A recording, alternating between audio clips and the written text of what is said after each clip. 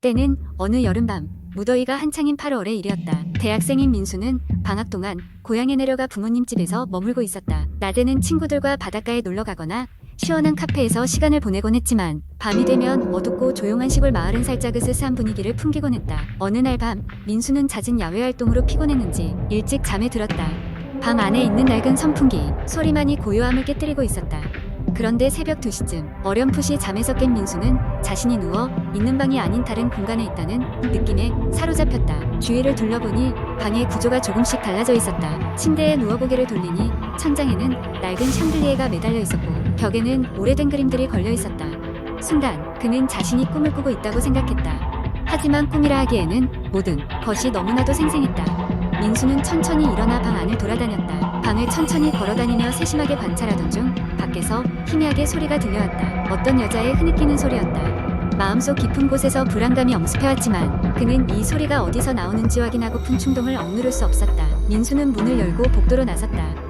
복도는 무겁고 낡은 카펫이 깔려 있었고 스탠드 조명 몇 개가 간신히 어둠을 밝혀주고 있었다. 흐느끼는 소리는 점점 더 선명해졌고 민수는 그 소리를 따라 걸음을 옮겼다. 복도를 지나 큰 계단을 내려가자 커다란 거실이 나왔다. 거실 한가운데에는 검은 드레스를 입은 여자가 있었다. 그녀는 긴 머리로 얼굴을 감싸고 있었고 굳게 서서 흐느끼고 있었다. 민수는 그 모습을 보고 당황했지만 더 가까이 가야겠다는 생각이 들었다. 민수가 몇 걸음 더 다가갔을 때 그 여자가 천천히 고개를 들어 그를 바라봤다. 그녀의 얼굴은 새하얗고 눈은 검고 깊게 멍들어 있었다. 여자와 눈이 마주친 순간 민수는 온몸이 얼어붙는 듯한 공포를 느꼈다. 여자는 민수를 보며 이상하게 비틀거리기 시작했고 점점 다가왔다. 민수는 본능적으로 뒤로 물러나기 시작했다. 바로 그때 집 안의 모든 전등이 깜빡이며 꺼졌다. 깜깜한 어둠 속에서 민수는 두려움에 사로잡혀 어떻게 해야 할지 몰랐다.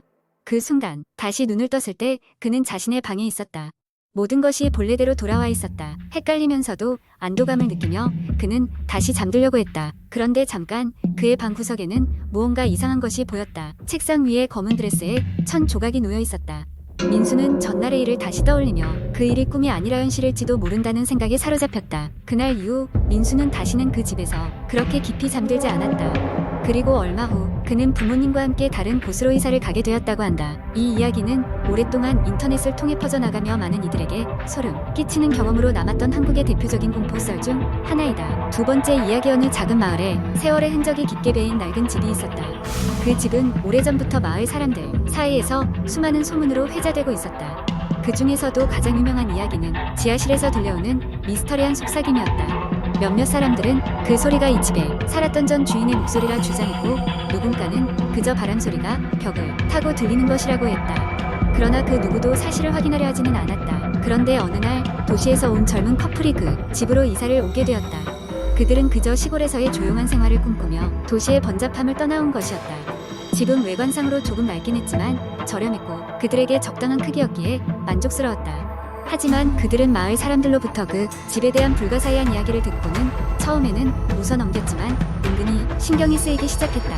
이사를 하고 며칠간은 아무 일도 일어나지 않았다. 그러던 어느 날 밤 부부는 자다가 문득 이상한 소리를 듣게 되었다. 처음에는 바람소리라 생각했지만 귀를 기울여보니 그것은 분명히 누군가의 속삭임이었다. 잠에서 깬 남편은 소리가 나는 방향을 찾아 거실로 나갔다.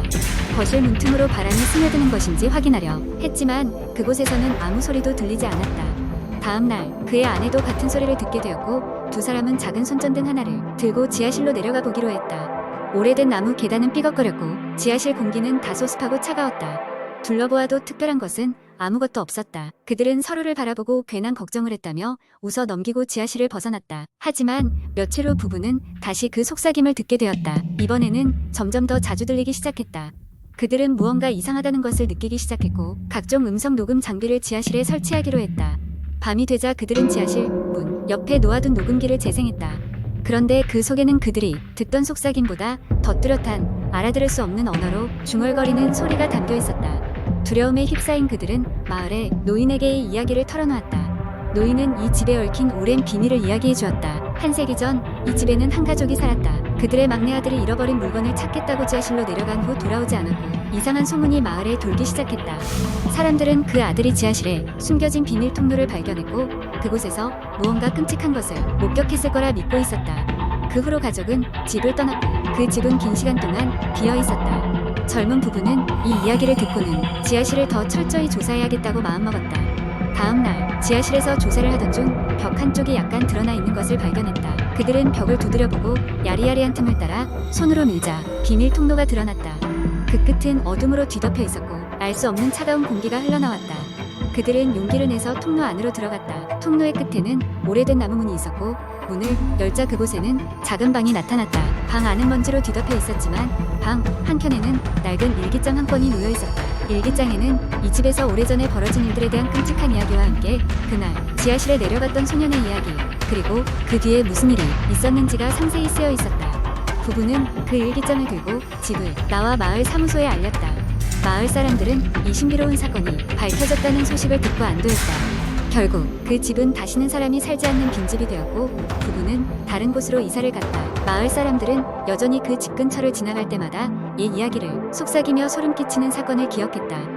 그리고 어쩌면 문득 지하실에서 들리는 소리가 여전히 사라지지 않았다는 소문도 함께. 세 번째 이야기. 어느 가을 밤 초저녁부터 이슬비가 내리기 시작한 날이었어. 그날 나는 오랜만에 친구들과 저녁 모임을 가졌지. 시간이 지나면 흐린 날씨가 더 으스스하게 느껴지기도 했잖아. 모임이 끝나고 집으로 돌아가는 길은 평소와 달리 적막이 감돌았어. 거리에 가로등 불빛은 흐릿했고 사람들도 거의 보이지 않았지. 내가 살던 동네는 조금 오래된 곳이라 골목도 미로처럼 얽혀 있었어. 거기엔 아파트 단지가 몇 개 있었고 나는 그날도 평소처럼 단지를 가로질러 집으로 가는 지름길을 택했어.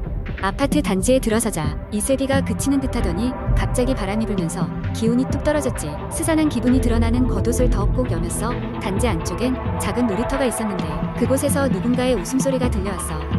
시간이 밤 11시가 다 되어가는데 그 시간에 놀이터에서 누군가가 있다는 게 이상했어. 그 소리는 분명 아이들의 웃음소리였고 나는 호기심에 괜히 발걸음을 멈추었지. 그런데 가까이 가면 갈수록 소리는 또렷해졌고 동시에 그 분위기는 섬뜩하게 느껴졌어. 놀이터에 가까워질수록 웃음소리는 멈추지 않았고 마치 나를 부르는 것 같았어.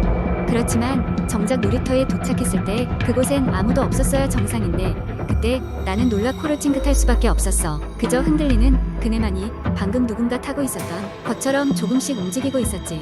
기분이 이상해서 서둘러 그곳을 벗어났는데 출구로 나가는 동안 내 뒤에서 다시 웃음소리가 들려왔어. 이번엔 단지 안에 구석구석에서 같이 울리는 듯한 느낌이었지. 그 순간 나는 두려움에 휩싸여 단지 출구까지 달려갔어. 집에 도착한 후 언제나처럼 무심코 거울 앞에 섰는데 내 얼굴엔 놀라운 광경이 비치고 있었어. 얼굴에 말라붙은 작은 손자국이 분명했어. 그 자국은 오랜 시간 바람과 비에 씻긴 듯 희미하게 남아있었는데 그것은 분명 뭔가를 애타게 붙잡으려는 듯한 흔적이었지.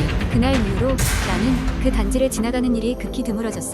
그리고 얼마 지나지 않아 그 단지의 그 놀이터에서 이상한 일들이 종종 발생한다는 소문이 돌기 시작했어.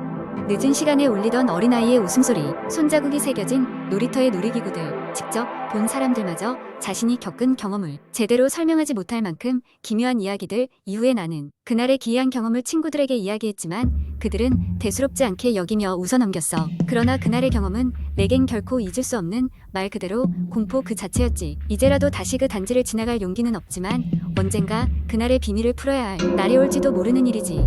네 번째 이야기. 어느 여름 나는 부모님이 시골에 가지고 있는 작은 전원주택에서 한 달간 머물기로 했다.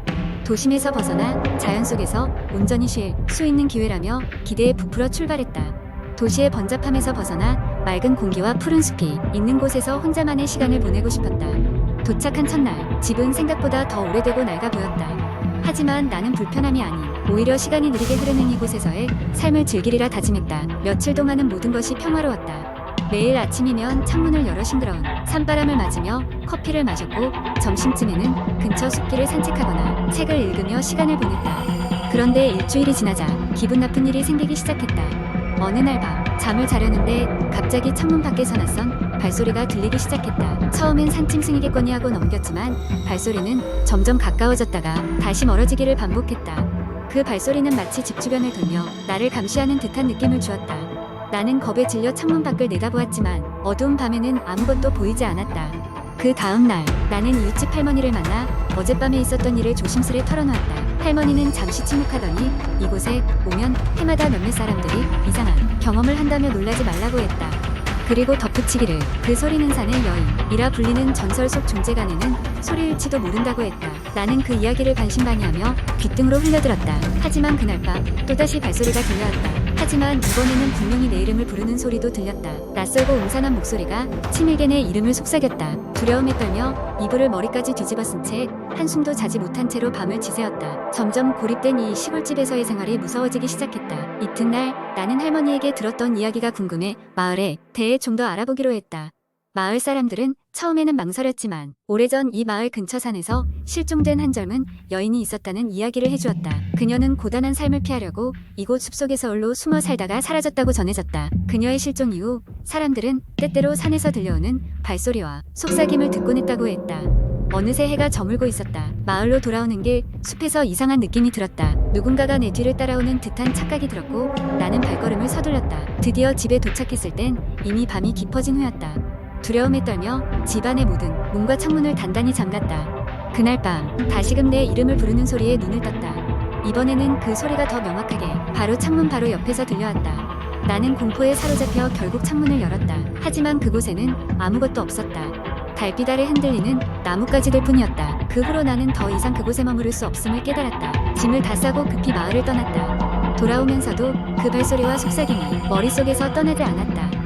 서울로 돌아온 후에도 가끔 창문 밖에서 누군가 내 이름을 부르는 것 같은 환청에 시달리곤 했다. 시간이 흘러가면서 그 경험은 꿈결처럼 희미해졌지만 그 여름의 공포는 결코 완전히 잊혀지지 않았다. 마치 과거에 그 여인이 남겨둔 무언가가 나를 따라온 것처럼 근심 어린 음성을 잊을 수가 없었다. 그리고 이상하게도 도시의 밤하늘 아래에서도 때때로 시골집에서 들었던 그 발소리가 간헐적으로 꿈속에 나타났다. 그래도 나는 그 집에 다시 돌아가지 않겠다고 단단히 마음먹었다. 그곳의 여름밤이 너무도 무서웠기 때문이다.